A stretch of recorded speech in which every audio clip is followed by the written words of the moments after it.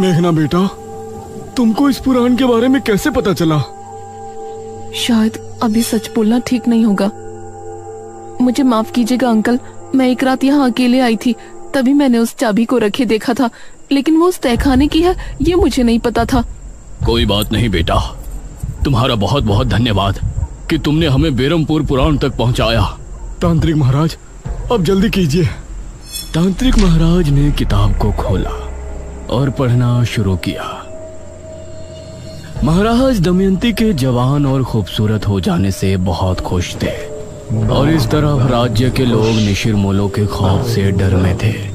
ऐसे ही 3 माह गुजर गए और एक दिन प्रजा के 2 आदमी महल में पहुंचे।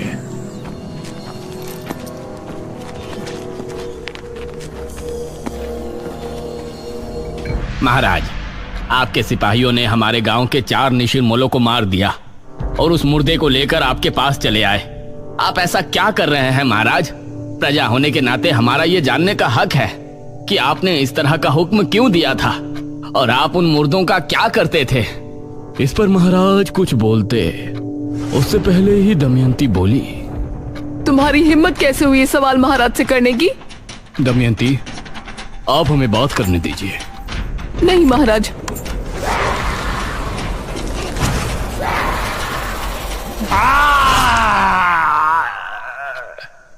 ये क्या? कौन हो तुम? दमयंती, एक डायन। ये सुनकर सभी हैरान और खौफ में थे। महाराज का भी शरीर थर थर कांप रहा था। तो आपने हमसे विवाह क्यों किया? क्यों प्रेम का खेल रचाया हमारे साथ? मैं ये पति पत्नी के किसी धर्म को नहीं मानती। मैंने जो कुछ भी किया सिर्फ इसलिए किया कि मुझे समय पर मुर्दों का खून मिलता रहे और उसी से मैं अपनी उम्र को 1000 साल बढ़ा लूं। क्या? ये क्या कह रही है पिताश्री? हाँ, यही सच्चाई है और इस काम में तुमने मेरी मदद की, इसलिए मैं तुमको छोड़ रही हूँ। अब निकल जाओ दोनों पिता और पुत्री यहाँ से। इस राज्य पर अब सिर्फ मेरा राज होगा, डायन दमयंती का। ये कहकर दमयंती ने अपने हाथ की एक उंगली महाराज की तरफ की और तभी राजकुमारी और महाराज इस तरह से महल से बाहर पहुंच गए जैसे किसी अदृश्य शक्ति ने उन्हें फेंका हो। अब दमयंती सिंहासन पर बैठ गई थी। उसने एक मांत्रिक को भी अपनी शक्तियों को बढ़ाने के लिए महल में रख लिया था, जो दिन और रात बस एक कमरे में बंद काली दुनिया के मंत्रों का जाप करता रहता था। महाराज और राजकुमारी भी बहुत परेशान थे। वो एक पहाड़ी पर छिपे बैठे थे। अब हम क्या करें? हमने अपने राज्य को भी मुसीबत में डाल दिया और खुद भी फंस गए। पिताश्री, आपने बहुत बड़ी गलती की है और हमें किसी भी तरह से इससे निपटना पड़ेगा। महाराज ने कुछ सोचा, फिर बोले, हमें ब्राह्मण जी से मिलकर बात करनी चाहिए। अब वो ही हमारी सहायता कर सकते हैं।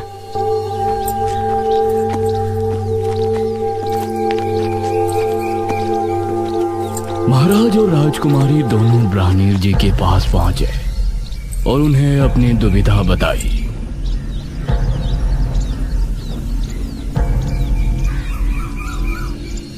महाराज, दमयंती को मारना नामुमकिन है। उसे सिर्फ कैद किया जा सकता है। तो कैसे कैद कर सकते हैं हम उस डायनी को? पूर्णमासी की रात, मध्य रात्रि के पहर अगर उसके ऊपर तांबे के चाकू से हमला किया जाए तो उसकी शक्तियां खत्म हो जाएंगी, और अगर सुबह होने से पहले उसे अगर जमीन में गाड़ दिया जाए तो वो अगले कई सालों के लिए कैद होकर रह जाएगी। ठीक है ब्राह्मण जी, हम उसे खत्म करने का एक प्रयास अवश्य करेंगे। नहीं महाराज, यह कार्य केवल एक महान कोमल हृदय और वीर स्त्री कर सकती है।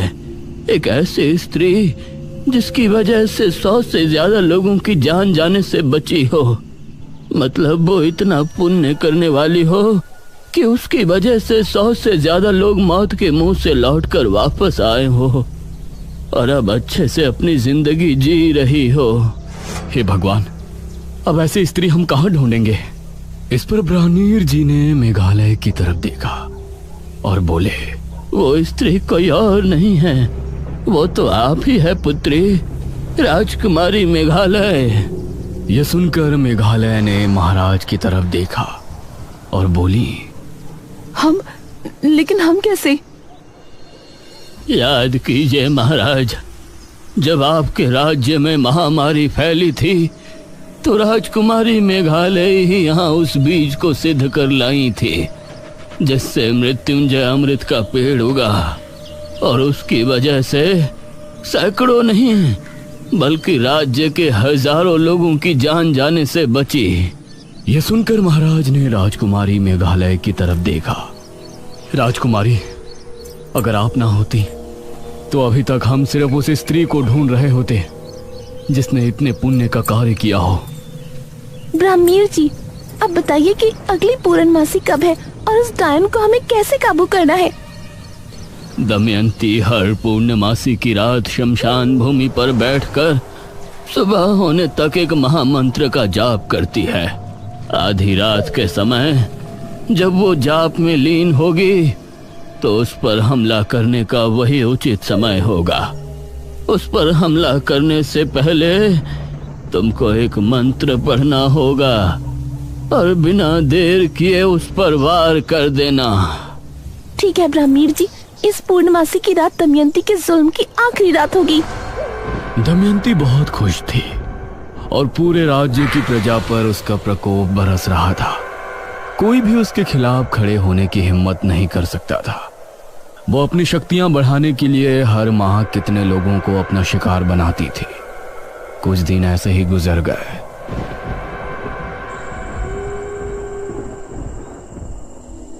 आज पूर्णमासी की रात है। आज आपको अपने कार्य को अंजाम देना है राजकुमारी।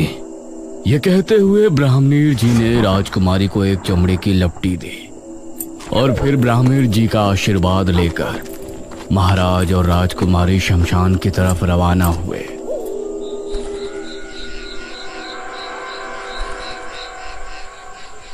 अभी दमयंती नहीं आई है, हमें सावधानी से छिपकर सब कार्य करना होगा। राजकुमारी, तुम उसे खत्म तो कर पाओगी ना? पिताजी, आप फिक्र मत कीजिए, हम कर लेंगे। अपनी प्रजा को बचाने के लिए हमारे प्राण भी चले गए तो हमें कोई संकोच नहीं होगा।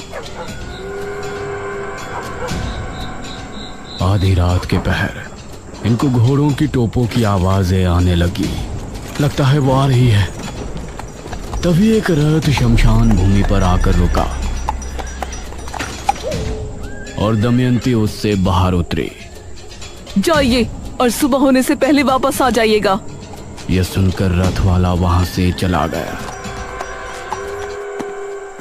पिताजी, आप यहीं रुककर इंतजार कीजिएगा। दमयंती एक घर में बैठकर आंखें बंद करके मंत्र जाप करने लगी। इस तरफ ब्राह्मणीर जी भी आंखें बंद किए मेघालय की सफलता के लिए प्रार्थना कर रहे थे। आधी रात के समय धीमे कदमों से राजकुमारी दमयंती की तरफ रवाना हो गई। दमयंती बहुत ही शांत भाव से जाप कर रही थी। राजकुमारी ने उसके पास जाकर मन में वो मंत्र पढ़ा जो ब्राह्मणीर जी ने उसे बताया था, लेकिन दमयंती की शक्तियों की वजह से उसने राजकुमारी के मन की आवाज सुन ली और उसने आंखें खोली। तू यहाँ क्या कर रही है? यह देखकर राजकुमारी हैरान रह गई, लेकिन इससे पहले दमयंती कुछ करती, राजकुमारी ने दमयंती के ऊपर वार कर दिया। दमयंती की चीख ऐसी थी कि वो पूरे राज्य में गूंज गई। लोगों के घरों में रखे बर्तन भी जमीन पर आ गिरे। राजकुमारी और महाराज उसे जमीन पर पड़े तड़पता देख रहे थे। तभी दमयंती एकदम शांत हो गई। उधर महल में बंद दमयंती का पुजारी बुरी तरह चीख पुकार करने लगा। महारानी दमयंती! वो बहुत गुस्से में था, लेकिन वो महल के अंदर बंधित था, इसीलिए वो बाहर नहीं आ सकता था। अगली सुबह राज्य के किले में जश्न मनाया गया। राजकुमारी की जय हो! राजकुमारी की जय हो! राजकुमारी, हम सभी आपके बहुत बहुत आभारी हैं। हमारा जीवन धन्य है कि हमें आपके जैसी वीर और बुद्धिमती राजकुमारी मिली, जिसने अपनी जान पर खेलकर हम सभी को दमयंती के श्राप से मुक्ति दिलाई। आप सभी से हमारी सिर्फ एक प्रार्थना है, हमारे पिता से जो गलती हुई उसके लिए उन्हें माफ कर दें। प्रजा राजकुमारी से बहुत खुश थी। उन्होंने उसकी बात को फौरन स्वीकार कर लिया। ब्राह्मीण जी, दमयंती को किस जगह कैद किया गया है? राजकुमारी, दमयंती को राज्य की एक गुफा के अंदर कैद किया गया है। वो वहाँ से वापस तो नहीं आने वाली ना? नहीं राजकुमारी, लेकिन अगर आप उस गुफा के अंदर पहुंची तो वो जरूर जा सकती है, क्योंकि उस पर रोक आपकी वजह से लगी है। अब आपको उससे दूर ही रहना होगा। भला हम वहाँ क्यों जाएंगे? हम तो खुद उसको एक बुरे सपने की तरह भूल जाना चाहते हैं। हमारी प्रार्थना है कि अब राज्य में सब कुशल मंगल होगा। अब सभी राज्यवासी बहुत खुश थे, लेकिन वो भूल गए थे कि अभी निशिर मोलो से वो आजाद नहीं है। जब शनिवार की रात आई और गांव में अजीब सा शोर गूंजा,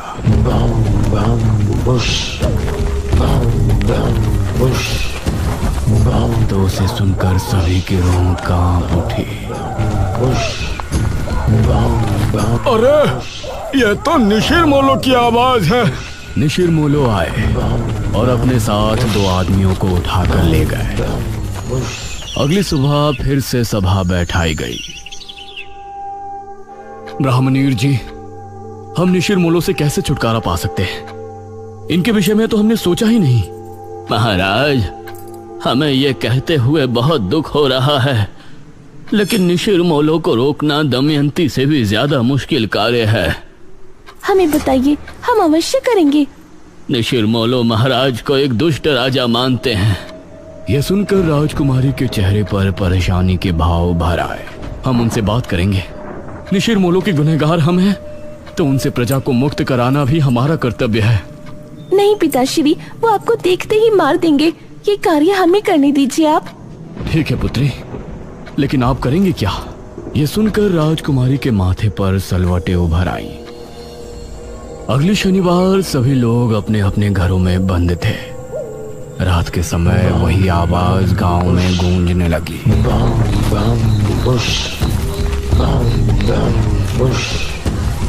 निशिर मोलो के खौफ से सभी के दिल दहल उठे थे।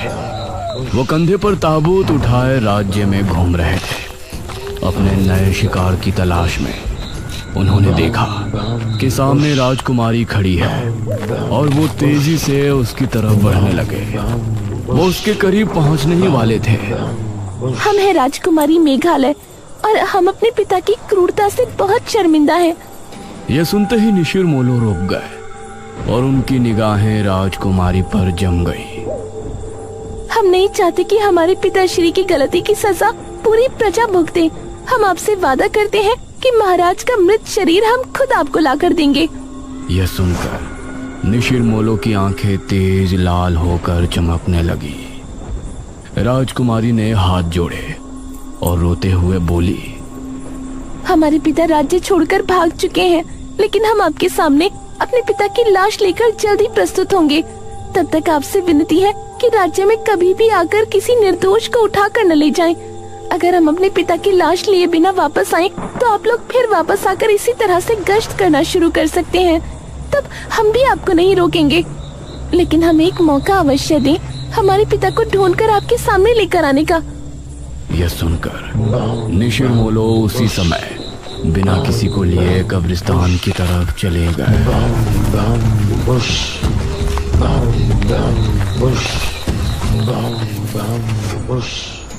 अगली सुबह सभी लोग महाराज और राजकुमारी के सामने प्रस्तुत थे। राजकुमारी, आपने उनसे ये क्यों कहा कि हम राज्य छोड़कर जा चुके हैं? क्योंकि अगर सच बोलते तो वो उसी समय यही चाहते कि हम आपको ले जाकर उन्हें सौंप दें। आपने एकदम सही फैसला किया है राजकुमारी। हमारी वजह से हमारी प्रजा मुसीबत में है। आप हमें मारकर हमारी लाश निशिर मोलो के सामने प्रस्तुत करें। यह सुनकर प्रजा हैरान थी। सभी राजकुमारी की तरफ देख रहे थे, जिसकी आंखों से आंसू बह रहे थे। हमने जो भी किया अपनी प्रजा के लिए किया, लेकिन हम अपने पिता को अपने हाथों से मारे और उनकी लाश को निशिर मोलो को समर्पित करें, ये हम नहीं कर पाएंगे। अगर ऐसा नहीं किया तो वो फिर से आएंगे। नहीं पिताजी, हम और आप आज ही ये राज्य छोड़ देंगे और अलग अलग दिशाओं में निकल जाएंगे। इससे निशिर मोलो कभी भी यहाँ वापस नहीं आएंगे, क्योंकि हमने उनसे वादा किया है कि जब हम यहाँ कदम रखें तभी आप राज्य में फिर से आना। और अगर उस समय हम अपने पिता की लाश आपको समर्पित न करें तो आप फिर से उसी तरह भ्रमण शुरू कर देना। राजकुमारी की बात सुनकर सभी की आंखों से आंसू बह निकले।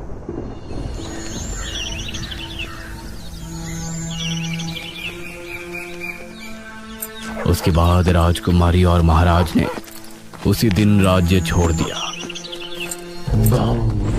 और फिर निशिर मोलो कभी नजर नहीं आए। इतना पढ़ने के बाद ये तांत्रिक महाराज ने पुराण बंद कर दिया। इस पुराण के हिसाब से तो जब राजकुमारी राज्य में वापस आएंगी तभी निशिर मोलो वापस आएंगे, लेकिन अब 400 साल बाद वो क्यों लौटे हैं? क्या राजकुमारी गांव में वापस आ गई है? अगर वो आई है तो है कहाँ? ये तुम कैसी बातें कर रहे हो? भला 400 साल बाद राजकुमारी वापस कैसे आ सकती है? यही तो समझ नहीं आ रहा है कि निशिर मोलो आए हैं तो कैसे, क्या वजह है उनके वापस आने की? इसमें आगे की कहानी नहीं लिखी। महाराज और राजकुमारी का बाद में क्या हुआ? नहीं पुत्रे, पुराण समाप्त हो गया। मेघना की उत्सुकता देखकर इशिता को बहुत हैरानी हो रही थी। इतना सब कुछ जानने के बाद भी वही सवाल सबके सामने था कि निशिर मोलो वापस क्यों आए।